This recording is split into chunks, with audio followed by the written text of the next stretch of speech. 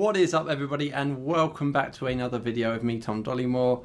For those of you who don't know by now, I started this season as the #1 ranked manager on the FPL Research Manager rankings, and this video series is where you can follow me and my thoughts throughout this season. So let's jump straight into game week 23 and how I did. So another low scoring game week. It's getting quite frustrating now. There's been so many game weeks where it's just been low scores and it's getting a bit boring. But we did okay for a little green arrow, 44 points, and yeah, a little green arrow up to just over 75k. I feel like I've been floating around this rank for forever.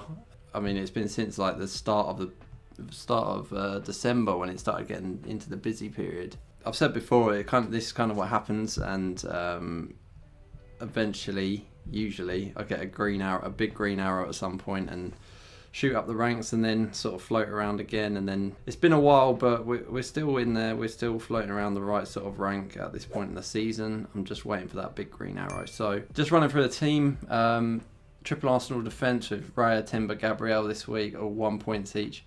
After the United performance against Man City, I didn't really expect much from these this week, and they obviously delivered what I expected, so that I'm fine with that this week. It's always going to be big swings when you got triple defence. So Van Dijk with the 9 points. Yeah, I was kind of thinking it was going to be another blank for him, but luckily he come through the goal. He usually gets a couple of goals a season. So moving into midfield, obviously I already had Bruno Fernandes as I brought him in early, so it's nice to get another assist out of him before everyone starts piling on as the fixtures turn better.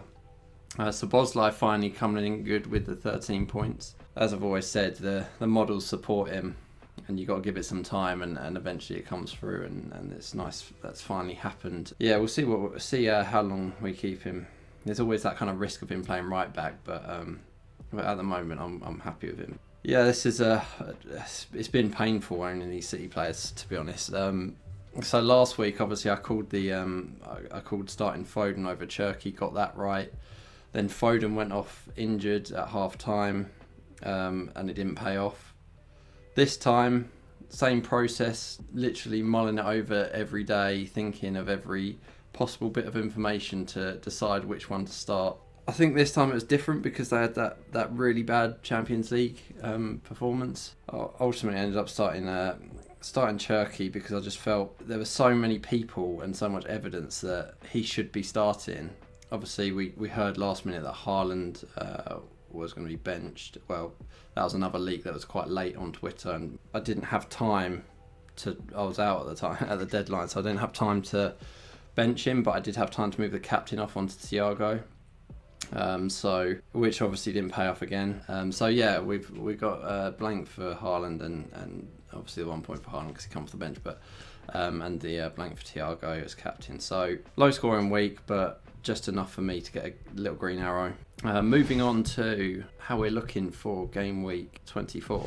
To be honest, I didn't want to do it again with the City players. I think Haaland will be back in the minutes. I don't think anyone can expect him to be benched for too long. So yeah, I'm happy to stick with him. But the other two, I mean, Spurs away isn't a bad fixture. So I've actually gone a bit crazy for me. I did an early transfer, got Enzo Fernandez in for Cherky. He's the only player that I was absolutely certain that I want long term. It's such a weird season. There's so many I don't know. There seems such a lack of clear cut picks that you absolutely know you want.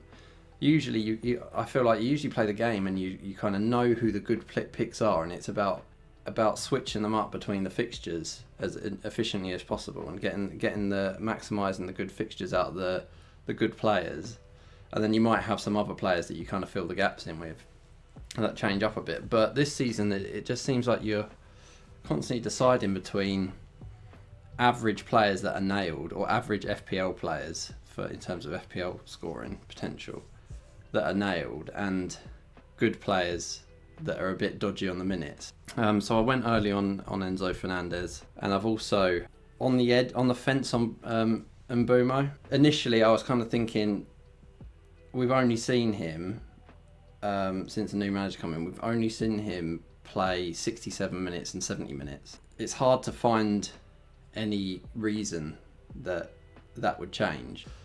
With the Dorgu injury, I think that just pushes up the likelihood of him getting more minutes enough for me that I think he's a good pick. So obviously a lot of people are going to be getting Bruno Fernandes in this week. I've already got him, so I'm kind of taking that risk, and I've gone early again, just because I didn't want to get hit by another price drop from Foden. So we've done Foden to Mbomo, and earlier we did Cherki to Enzo Fernandez, and I have got 2 free transfers left. I'm probably not going to use any more this week. 0.9 million in the bank, and I really like the look of my team now. So we've got, starting Gameweek24, we've got Raya, Timber, Gabriel, Leeds away.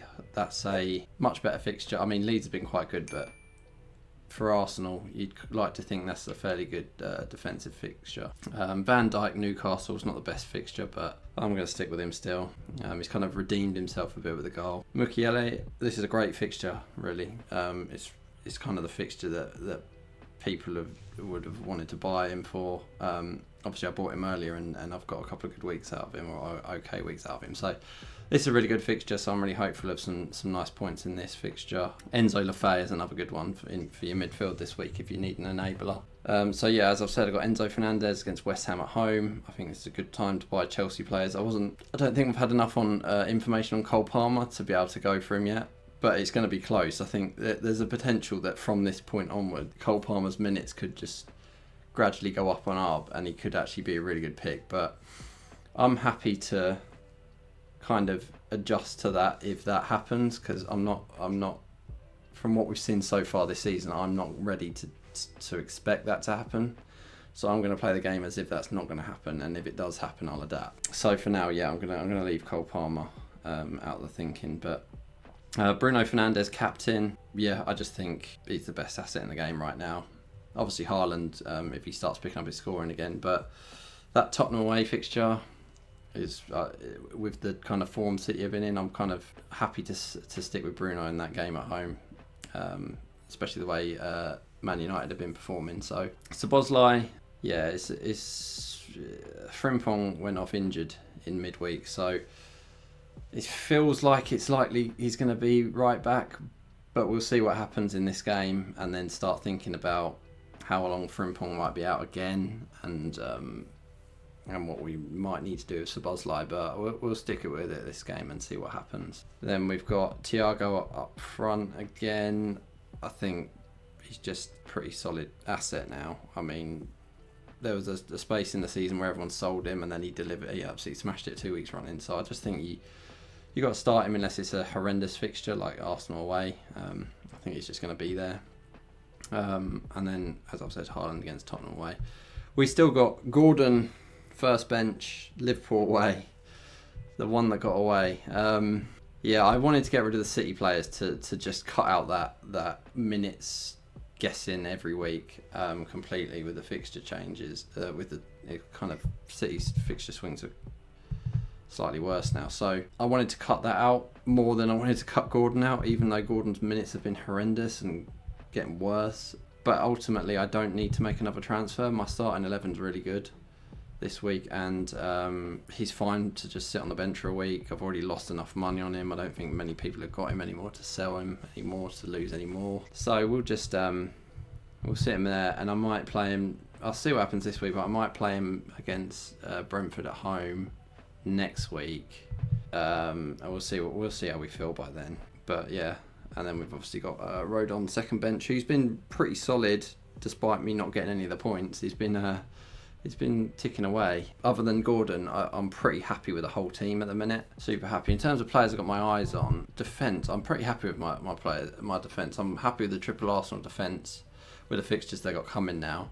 Yeah, I don't think I feel the need. I was going to go for Dorgu for obvious reasons because he's playing left wing, but he's now injured for 10 weeks, so that rules that out. Other than that, I mean, potentially in like Game Week 28, Collins at Brentford. So midfield, I'm kind of I've mentioned Enzo Lefebvre this week, really good pick. I still think Anderson at Nottingham Forest is just a super reliable pick for the price, and you know, Gibbs White keeps missing penalties and he might get his chance.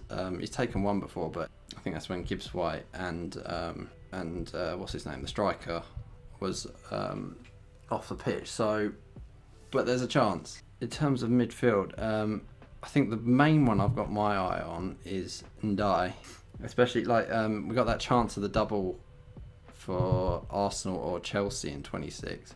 Obviously, it's much more likely to be Arsenal. I think odds have it about 90% chance of being Arsenal from the EFL Cup game, second leg, Arsenal versus Chelsea. So, yeah, I think I was looking at Ndai before that was a chance, because obviously they would play Chelsea, Everton played Chelsea in 26 with that tiny chance. But even before that, I was looking at him.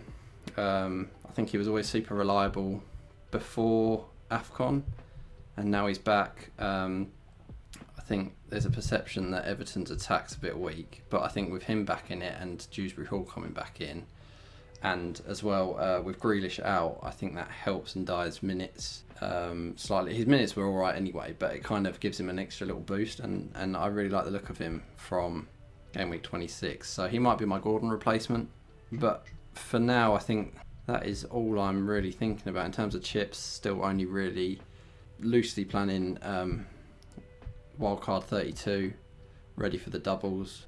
And, you know, I think about it at the time, but I might throw the triple captain chip out in Game Week 26, depending on what that looks like. But for now, no solid plans. The only other one I'll mention actually is forwards. Evanilson looking really good now. I think with Tavernier out and Kluivert out, penalties are I wouldn't say they're definitely his, because Krupi Jr. could take them, but it's looking like there's a good odds of him taking penalties, and his minutes are better, and there's a good fixture run. So he's a decent option now at 7 million. So not too many striker options.